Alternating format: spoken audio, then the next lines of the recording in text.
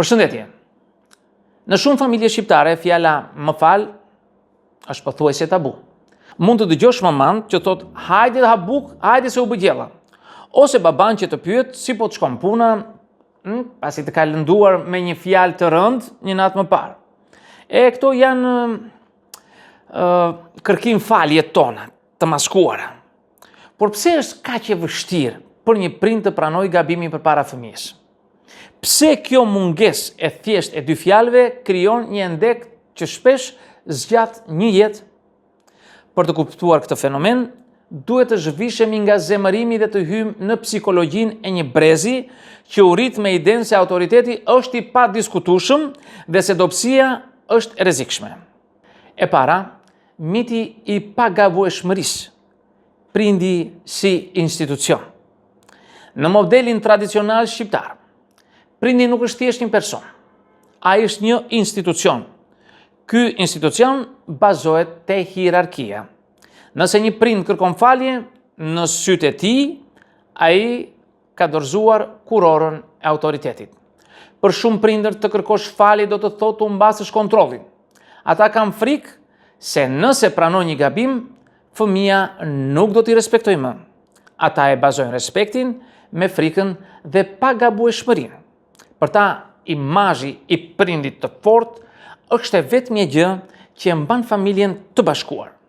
Kërkimi i faljes shihet si një plasaritje në murin mbrojtës, një shenjë se ata janë thjesht njerëz të thyer dhe kjo i tmerron. E dyta, britshtësia e egos dhe faji i papërballueshëm. Psikologjikisht disa njerëz nuk kërkojnë falje sepse egoja e tyre është shumë e brisht, jo shumë e fortë.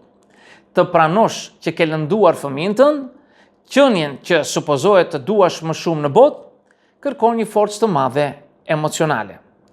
Për një prind që ka investuar gjithë jetën, sakrifica dhe identitetin e fëmijës, ideja që ai mund të ketë shkaktuar dëm është e papërballueshme.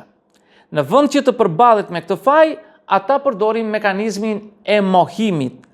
Ata e bindin veten se nuk ishte aq e rëndë kjo që të thash. Unë e bëra për të mirën e tij apo të saj. Fëmijët e sotëm janë shumë të ndjeshëm. Mohimi është një jelek shpëtimi emocional, një salvagente të themi, një komerdare. Pa të, ata do të mbyteshin në turpin e veprimeve të tyre. E treta, trashëgimia e dashurisë së ashpër.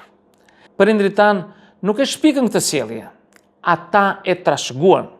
Shumica e tyre u rritën nga prindër që nuk i përqafuan kur, që nuk u thanë të dua dhe që sigurisht nuk u kërkuan kur falje. Në botën e tyre dashuria tregoi përmes mbijetesës, bukës në tavolinë, rrobave të lara dhe edukimit. Kur ti kërkon një prindi të tillë të kërkoj falje për një lëndim emocional, ti po i flet në gjuhë huaj. Ata ndjen të sulmuar sepse mendojnë, po si mund të kërkoj të falur kur unë të kam dhënë gjithçka që nuk e kam patur vetë.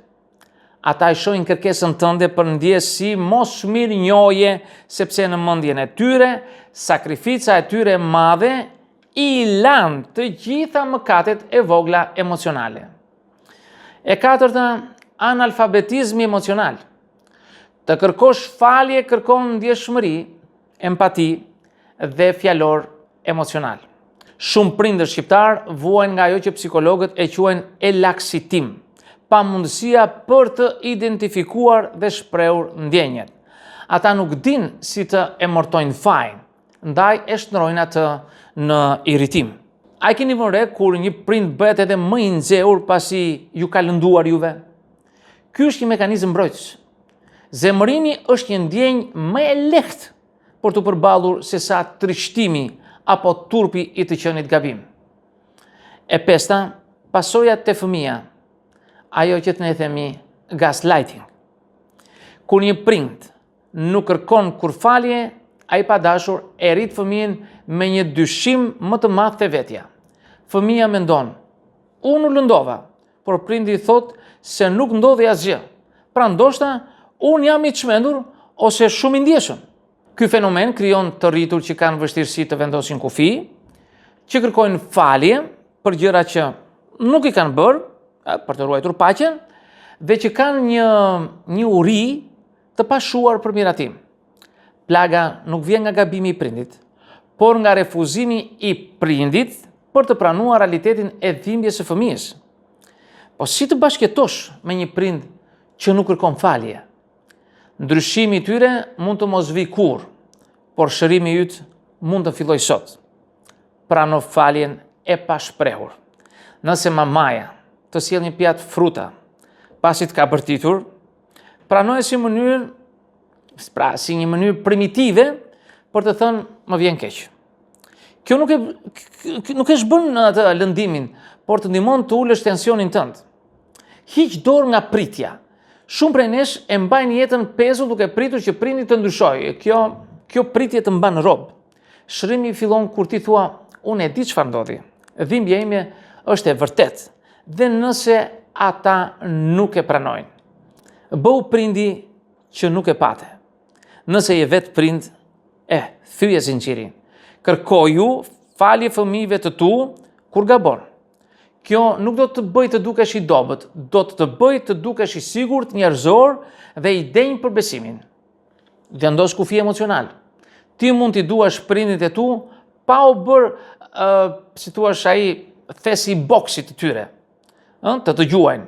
Mund të thuash, nëse do vazhdoni të më flisni kështu, unë do të mbyll telefonin edhe do të largohem. Si përfundim do të thosha se prindrit që nuk kërkojnë falje, shpesh janë vetë fëmijë të lënduar që nuk u rritën kurrë emocionalisht. Ata mbetën të bllokuar në një mburojë mbrojtëse që dikur shërbeu për të mbijetuar, por që sot i izolon nga njerëzit më të shtrenjtë. Të kuptosh shkaqjet e tyre nuk do të thotë justifikim lëndimi. Do të thotë të çlirohesh nga bara e të menduarit se ti ishe fajtori. Ti nuk ishe i vështirë për të dashur. Ata thjesht nuk kishin mjetet për ta bërë këtë në mënyrë të shëndetshme.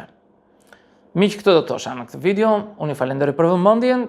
Kush ka dëshirë mund të bëj komentin e vet, por mos harroni asnjëherë të bëni subscribe në kanalin tim për të marrë video tjetër pas here. Dhe deri në videon tjetër. Mirë takofsh.